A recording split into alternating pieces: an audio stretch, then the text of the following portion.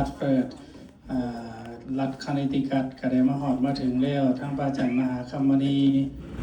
เลขาภาคก็มาฮอดมาถึงจากเมืองพิตต์สเบิร์กและก็พระอาจารย์สมพรจากทางโลเวลก็มาด้วยกัน4องค์วันนี้ก็ไปรับอยู่สนามบินมาจากฮิวสตันเท็กซัสและก็มาจากแคลิฟอร์เนียพระอาจารย์จอยและก็มาจาก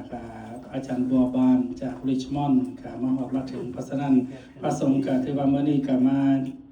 คิดว่าประมาณเกือบ10กว่าองค์มื้ออื่นนี่แม่นน่าจะมาค่อนข้างจะหลายคือว่าเกือบว่าครบในมื้อวันพุธเพราะว่าวันพฤหัสจะทำพิธีการประชุมสงฆ์ของการคณะสงฆ์เพราะฉะนั้นญาติโยมถ้าว่ามีโอกาสก็ได้มาถวายพระทหารเพลได้มาคำพาขาจองพ่อแม่ครูบาอาจารย์ในมือวันพฤหัสและก็มือวันศุกร์ส่วนวันเสาร์ตอนเช้าเวลา 10:15 นาทีจะเริ่มพิธีในทางพระพุทธศาสนาในช่วงเช้าของวันเสาร์เพิ่นจะตั้งบาตรไว้ตามจำนวนพระสงฆ์เขาจะตักบาตรเป็นตั้งบาตรออกในมือวันเสาร์แต่ว่าหลังจากตักบาตรแล้วถวายพระทหารเพลเขาจะได้ให้เอายอดซอฟ้าไปแห่อ้อมมหาปัตติมายกยอดซอฟ้าขึ้นในมือวันเสาร์หลังจากนั้นเขาก็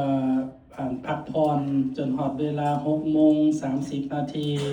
เขาจะได้แห่กล่องมหาเถราพิเศษพ่อขาวแม่ขาวก็สิได้ร่วมกันแห่กล่องวัดพระอาจารย์บุญเฮืองแก้วบุญเฮืองแล้วก็หลวงปู่บุญโฮมสยพรแล้วก็หลวงพ่อ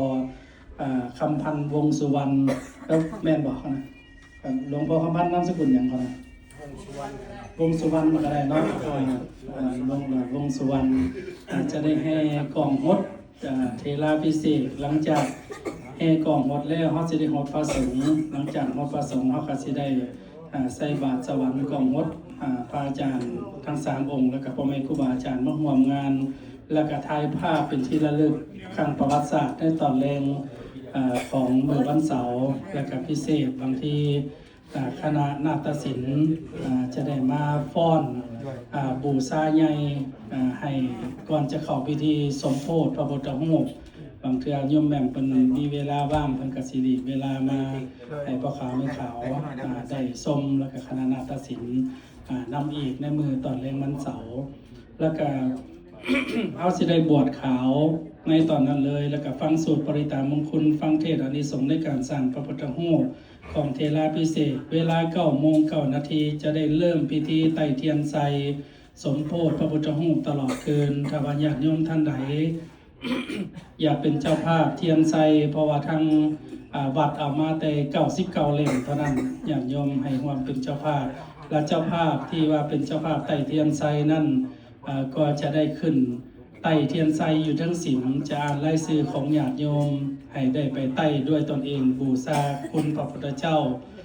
คุณพระธรรมคุณพระสงฆ์ติดต่อทางโต๊ะคณะกรรมการเพราะว่าสิเขียนชื่อและสิรายชื่อของโยมพ่อโยมแม่ได้ไต่เทียนไซด้วยตัวของตนเองในคืนวันนั้นหลังจากนั้นถ้าว่าญาติโยมท่านใดอยากมีศรัทธาประสาทความเลื่อมใสในพระพุทธศาสนาอยากถวายบั้งให้แก่พ่อแม่ครูบาอาจารย์เพราะว่าทางวัดเฮาก็เอิ้นว่ายังขาดจตุปัจจัยยังบ่มีเจ้าภาพถวายบั้งให้พระสงฆ์บั้งจะมีอยู่2บั้งด้วยกัน1คือบั้งสูตรมงคลให้แก่พระสงฆ์ทางวัดจะได้ถวายบั้งละ$50 2บั้งสูตรสมโภชพระทางวัดจะได้ถวายพระอาจารย์เพิ่นบั้งละ$100ถ้าว่าญาติโยมอยากถวายบั้งสมโภชพระองค์หนึ่งเขาหน่อยขอหับองค์หนึ่งหรือว่าบังสมคุณองค์หนึ่งกับแมนมาติดต่อทางพระอาจารย์จะได้ร่วมเป็นเจ้าภาพถวายบังสูตรมงคลหรือว่าเขาหน่อยอยากเอาทั้งบังสูตรมงคลกับบังสมโภชพระทั้ง2อย่างเลยองค์หนึ่งกับแมน$150หรือว่าเอาอย่างใดอย่างหนึ่งก็ได้และมื้อวันอาทิตย์พระสงฆ์จำนวนคิดว่าประมาณ65-80องค์จะได้ย่างตักบาตรสวรรค์ในเวลา10 โมงตอนเช้าพระสงฆ์เขาจะได้พาเพิ่นสิย่างตักบาตรญาติโยมก็เตรียมอาหารหวานข้าวแล้วก็จตุปัจจัยส่วนปัจจัยก็ปอนใส่ถุงยางเพิ่นผู้ใดบ่มีเงินน้อยเฮาก็แลกเอาไว้ในตอนนี้เนาะจะได้ตักบาตรพระสงฆ์จำนวน65-80องค์ใน ในมือวันอาทิตย์หลังจากตักบาตรพระสงฆ์สันปทหารเพลแล้วทางพระสงฆ์จะได้ทำพิธีตัดหวายลูกนิมิตญาติโยมจะได้ทำพิธีตัดหวายลูกนิมิตในมือหลังจากสันปทหารเพลแล้วเมื่อตัดหวายลูกนิมิตแล้วจะได้อ่านไล่ก่อนจะตัดหวายลูกนิมิตจะได้อ่านไล่สื่อเจ้าภาพมีตัดหวายลูกนิมิตซึ่งปัจจุบันลูกใหญ่ยังเหลืออยู่ประมาณ7เจ้าภาพ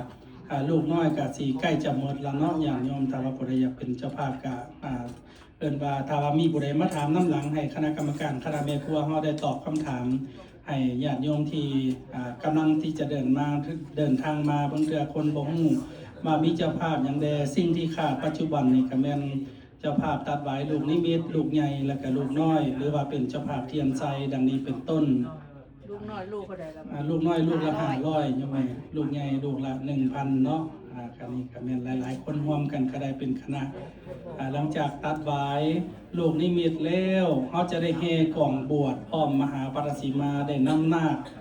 เข้าไปบวชแล้วก็อีกอย่างหนึ่งพระอาจารย์ก็ลืมบอกในตอนวันเสาร์ตอนพระกำลังสันเพลอยู่แม่นจะได้สู้บายสีสู้ขวัญนาคแล้วก็พิเศษทางโยมแม่มภาวดีจะได้เอิ้นว่ามาลำถวายบูชาสู่ขวัญนาคก่อนจะทำพิธีสู่ขวัญในมื้อนั้นทั้งญาติพี่น้องเครือญาติที่ทำที่เป็นเจ้าภาพเจ้าสถานของบวชก็ถือว่าความโชคดีทั้งโยมแม่มก็ได้เดินทางมาฮอดก็จะได้ลำถวายบูชานาคก่อนจะเข้าบวชในมื้อนั้นนำอีกวันพฤหัสมีจังหันเด้อวันจังหันมีจังหันบอกสาธุสนันบวชแล้วก็ถือว่าเป็นอันว่าเสร็จพิธีเพราะฉะนั้นในช่วงนี้ขอให้ออกตนญาติโยมได้หายใจยาวๆไว้เด้อญาติโยมให้อยู่ดีมีแรงสุขภาพร่างกายแข็งแรงปราศจากทุกโศกโรคภัย